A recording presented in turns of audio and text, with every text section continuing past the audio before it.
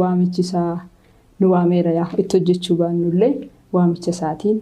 Jireenya moroksummaa kana jiraachuuf akkamiin murteessitan? Murtoon maatii kanaan wal qabatee maal ture? Bakki dabrii ani itti deeme suni akkan galuuf iyyuu dhufanii gaafataniiru. Erga warri kaan deemanii isheenis deemuu qabdi jedhanii murteessan. Dabra Libaanoosiin jedha. Isin immoo saallamuu dhuftanii sadan isaanii sun monokkosanii jedhamu. Monokkostanii daa'ima maal argitanii ilaalaatu barnoota munkusinnaa baraa'ee jedhan. Badhaasa kan wareegamaatee.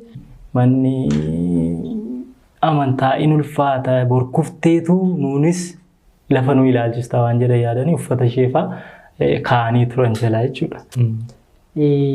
Faarfataa Daaqon Garramuu baay'isaa wajjin hidhata qabda waan jedhu dhageera akkamiidha?